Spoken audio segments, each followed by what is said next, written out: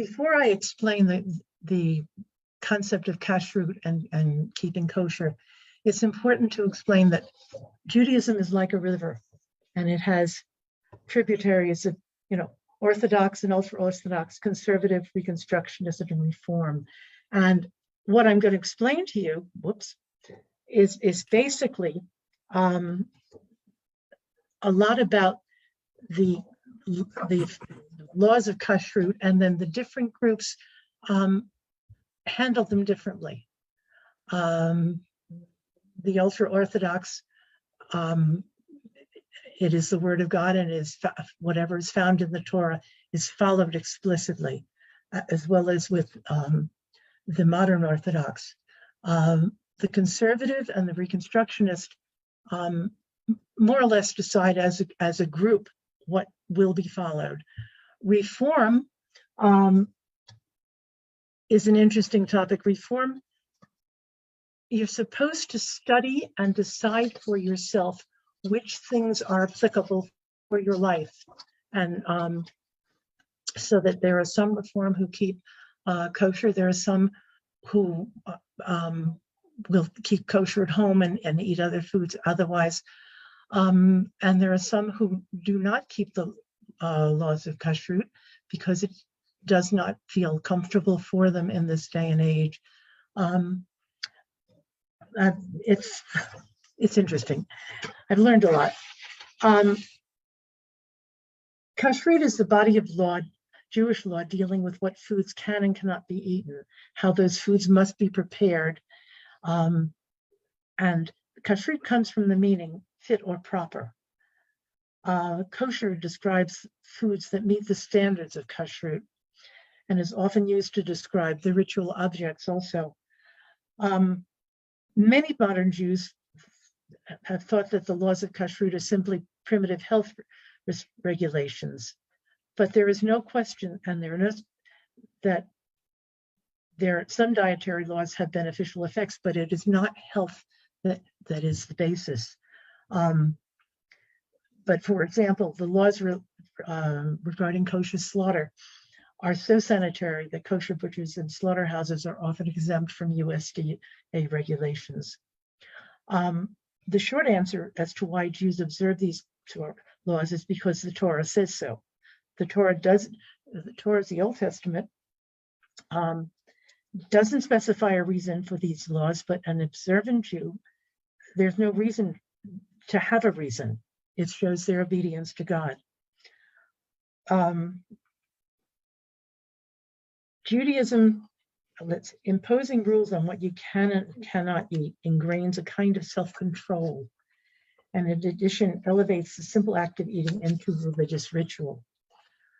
In the laws of kashrut, only certain animals, birds, and fish meet specific criteria and are considered kosher for the consumption of the flesh of the animal. The consumption of the flesh of the animal that do not meet these criteria, such as pork, frogs, shellfish, is forbidden. Kosher mammals and birds must be slaughtered according to a process, shechita. Blood may never be consumed.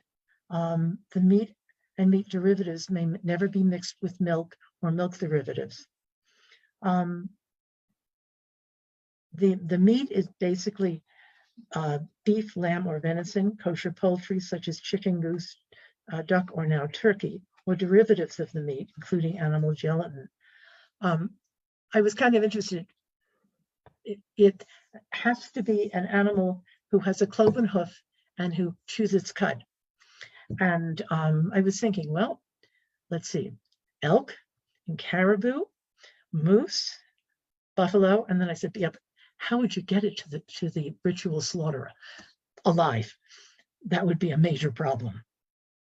Dairy products containing milk or any derivative, such as butter or cheese, and non-dairy products that are processed on equipment used for milk or milk-derived things. And then parve products, which are neither milk nor meat, and include such foods as fish and eggs and grain and fruit and produce. They remain parve if they're not mixed with using equipment used for the other. Carrion, meat from a kosher animal that has not been slaughtered according to law is prohibited.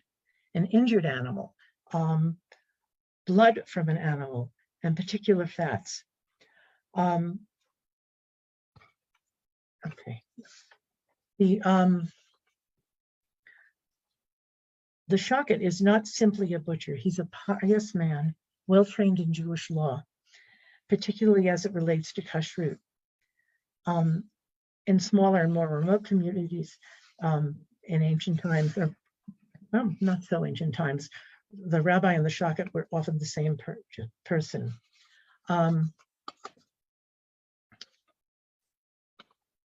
Okay, the only permitted cuts of meat come from the four quarters of kosher ruminant animals, and domestic fowl can be eaten, such as chicken, geese, quail, dove, and turkey. It's forbidden to eat certain parts of the animal, certain fats, sciatic nerve from the leg. That's why you can only use the front of the animal.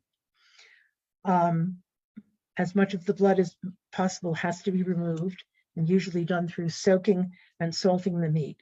But the liver, as it's rich in blood, is grilled over an open flame. And it's interesting because, and I didn't know this, the salt that's used is called kosher salt, and that's because it's an irregular shape and therefore more,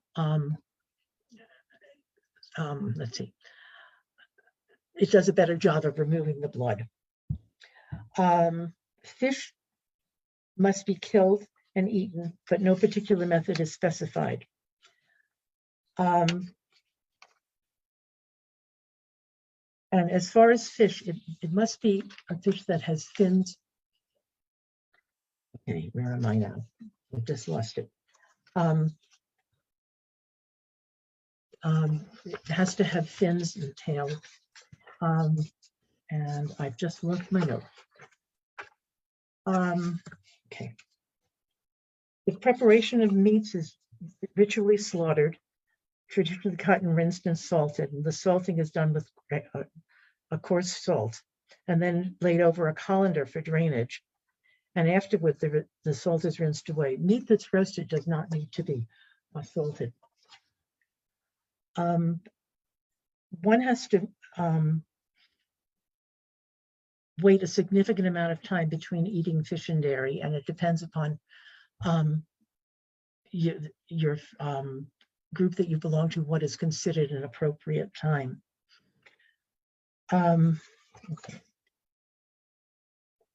Fish and eggs are parv, and each have their own separate rules. Fish is only considered kosher if it comes from an animal that has fins and scales, such as tuna and salmon, halibut, and mackerel.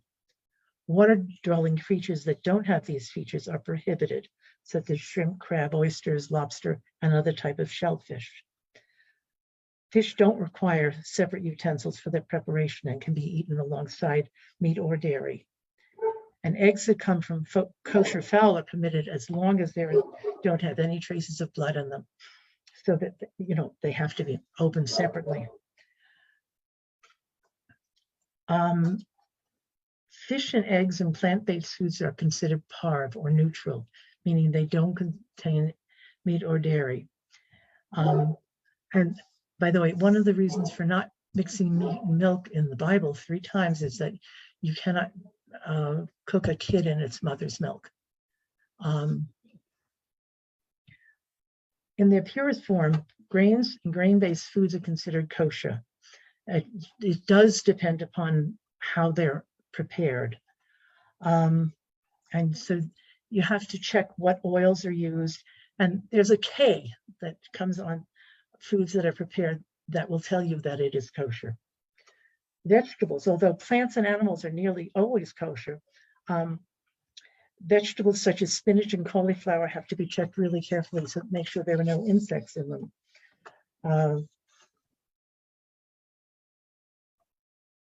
Nuts and seeds and oils, and the oils derived from them, are kosher.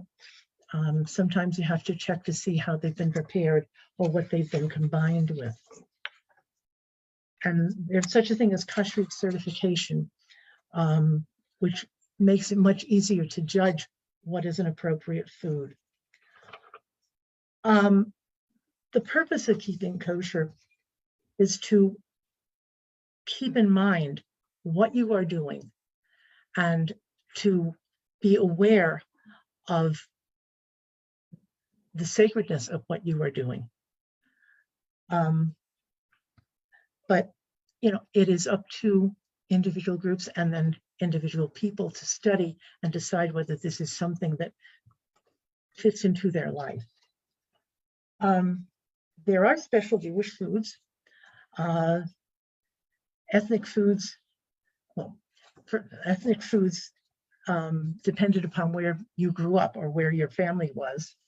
And it's interesting because things like gefilte fish, which I did not know, came from Northern Europe, and it was a way to stretch a fish to feed a whole family in a poverty area.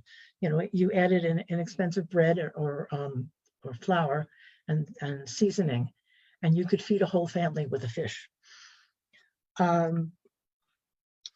When you come to the high holidays or the holidays, for Passover, for instance, which is usually in the spring of the year, there's going to be a Seder plate in the center of the table, and there has to be a sweet pasty mixture called haroset, but Jews all over the world make it differently. Usually with wine, nuts, and apples if you lived in Northern Europe, but pears and the Middle Eastern spices in some places along the Mediterranean. Similarly, Passover ritual requires food that grows in the ground. In the warm climate of Israel, people use green vegetables or parsley. In northern Poland, the snows had barely left the ground when Passover arrived, so they used potatoes. North American Jews come from all over, and so they all have their favorites. For Rosh Hashanah, which is the Jewish New Year, you will find a round egg bread, a challah, round because of the circle of the year. Other times on Shabbat, it is more of a rectangular egg bread. The Passover Seder has its own list of requirements: parsley to represent the springtime, but dipped in salt to be reminiscent of the tears of the Hebrew slaves in Egypt. Haroset made it especially thick to recollect the mortar to produce the bricks for Pharaoh. Bitter herbs, usually horseradish, in memory of the bitterness of servitude, and hard-boiled eggs, for the same reason Christianity originally adopted Easter eggs, a reminder of that life transcends death, just as surely as spring follows winter, and redemption from Egypt followed slavery from there. For Rosh Hashanah, which is the Jewish New Year, you will typically have apples dipped in honey for Sweet New Year. For Hanukkah, you'll have potato pancakes or donuts, which are both prepared in oil, the significance of the oil lasting for 8 days. Other festivals, and then there are fast days, particularly on Yom Kippur, which is the Day of Atonement. But in all things, as in all things with Judaism, health comes first and preservation of health. So for instance, my husband and I can't fast for medical reasons, and it is perfectly forgiven.